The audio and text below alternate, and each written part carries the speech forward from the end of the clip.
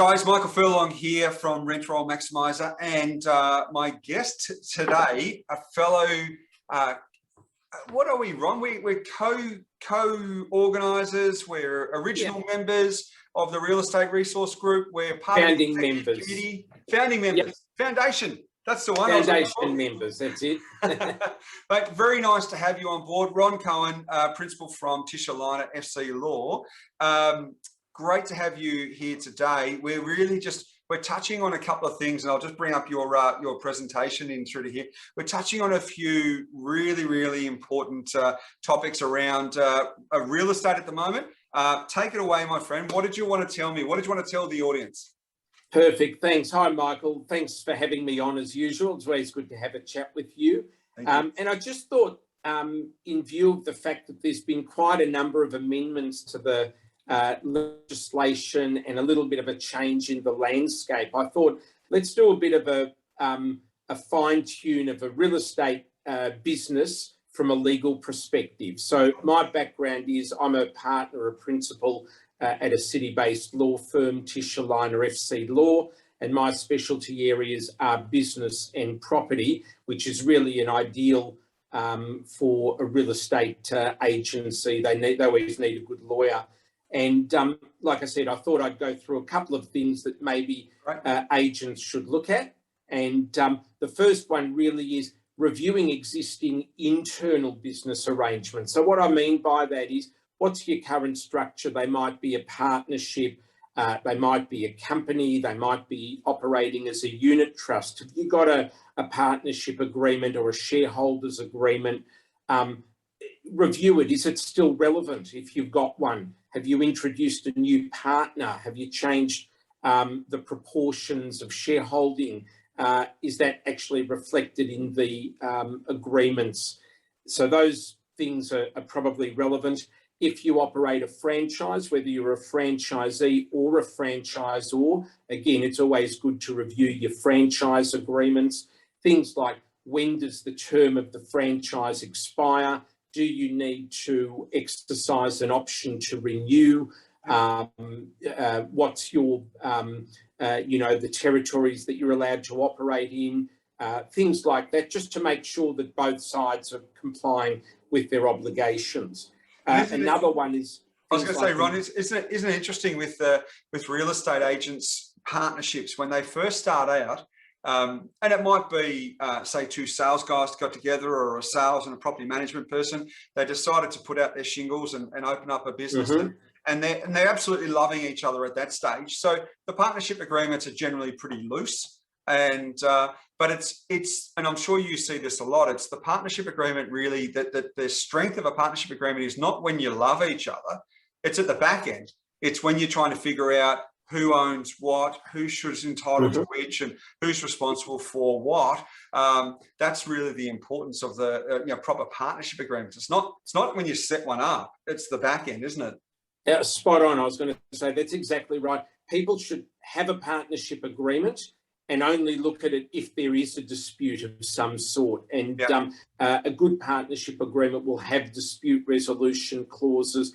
It'll have clauses about what happens if a partner is in default, what happens if one partner wants to leave, what happens, how do they decide if they want to sell the business. Those sort of things really aren't relevant to the day-to-day operation, but obviously very important big picture, and particularly if for whatever reason they realise they can't carry on the business together, they need to have some kind of what I'd call an exit strategy, one way or the other. So those are the things that a good agreement would do.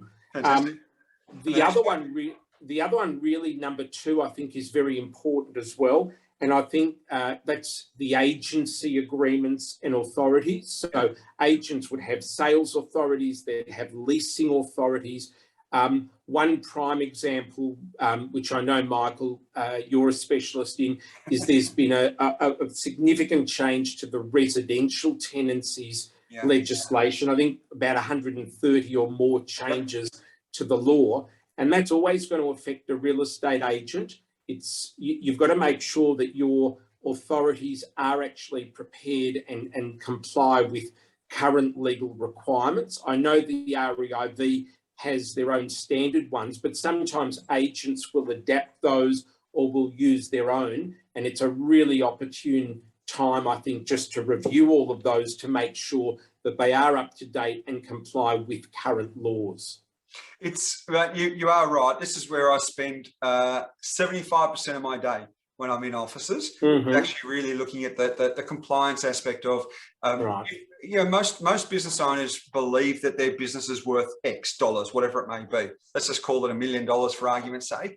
But then when you go through and have a look at what is it that's actually being sold, and it all really boils down to the quality, the compliance of the agency authority, the management authority. Otherwise, and I did a due diligence just recently, Ron, where 170 properties, and we walked really, really early into that because the agreements just weren't. And here's a fundamental. I just go and do a simple BLA search, and I do an ASIC search, and I do a ABN search. The number of times that the BLA, the authority, and ASIC, they don't marry. So it might be a different company entity. It might be just as in a trading name. So you're spot on there, and I absolutely validate. Now's a great time after the new changes to the RTA in Victoria, and it's happening around other states, to go and update their authorities, particularly their fee schedule, where there are a couple of those things that weren't here before that need to be now. Great point. Great point. And in fact, that's a great segue to the third one, which is if you're looking to either buy or sell a business or a rent roll, everything that you've talked about would really be part of a legal due diligence as well. I mean, you're effectively doing that. The lawyers would look at all of these agreements, exactly what you've said about the compliance and everything else. So if you're looking to buy and sell, that's probably, again, something that I get involved in. We'd prepare the contract of sale if we were acting for a vendor, or review a contract and do a due diligence if we were the purchaser. But all of the points that you've raised are really very relevant in relation to that as well. And that's really actually going on to the next point also, to protect the business or to prepare it for a sale. Have a look at any intellectual property that you might have, trademarks, logos, patents, things like that. Again, a business name will only get you so far in terms of what it protects, but if you have got any type of IP, it's also really important to get all of that registered, because that actually is part of the goodwill of a business as well. And so I think that's another one that we always really look at, particularly for estate agents. Names are very important, logos, things like that you can actually register as IP. You should where you can, so it gives you the added level of protection. Ron, is it expensive to register your trade name? No? No, not really. I mean, in the context of it, what you're trying to protect is not. And I'll give you an example. I had someone, actually a client, that wanted to register a name, and he missed out by 2 weeks. Because someone with a very similar name actually registered, and the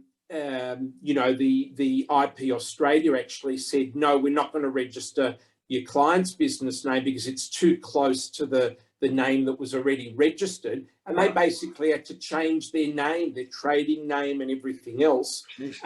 So the answer is, it might be a couple of $1,000, but in the context of having to rebrand and redo your websites and everything, it's not expensive. Absolutely. No, great point. Great point. And the final one? The final one was really just any legal advice that an agent might want on current transactions. So to give you the example of the change in the residential tenancies law, retail and commercial leasing, there's quite a bit of legislation on that. There was the Retail Leases Act that had significant amendments last year in terms of notices for options, disclosure requirements, market rent reviews. In relation to commercial rent, last year we had COVID, and there was the commercial rent relief scheme that was temporary. have a look at that, but some of those agreements might still be applicable now. And even from conveyancing, you know, the Victorian budget announced, I think, about 19 new taxes affecting property. There was an increase to stamp duty for what they call premium duty for property sales over $2 million. So that all started from contracts signed after the 1st of July. And I was busy preparing contracts and giving advice to real estate agents trying to sign up their clients by the 30th of June. So there are still some transactions where agents might ring me, not necessarily a vendor or a purchaser. The agent might ring and want some advice from me as a lawyer to advise them what to do and what they should advise their client. Yeah. So those are the things, just general legal property and business support that we can offer as well. And like I said, because of all of these changes, it's a real minefield. Real estate agents may not necessarily know the ins and outs of the legislation. Absolutely. It was interesting. Just recently, I spent a lot of time in around the compliance aspect, and I look at the penalty units. And 1st of July, obviously, government put up their rates, their fees, and the penalty units went up by 10%. So nothing else. I know that some markets are going up by 10%, but nothing else has gone up by 10%. Wages haven't, income hasn't, but the penalty fines have gone up by 10%. So quite significant. So you're better off getting advice early. And great point about the IP. I hadn't really even considered that. So I've learned something from today, Ron. Oh, excellent. I'm happy to hear that, Michael. The guru of property, very good, of real estate. There's your details in through to there. So people can get a hold of you at Tishaliner, FC Law, or tlfc.com.au. Thank you, my friend. And I think this next 12 months is going to be a tough one for agents, and I think you've given 5 fantastic points for agents to really get in and spend this time, roll up the sleeves, and figure out to make sure that they've got the right documents in order. And if not, reach out and speak to yourself and try and resolve those. Thanks, mate. Absolutely, good on you. Thanks, Michael. Appreciate it. Great chatting as usual. Bye for now.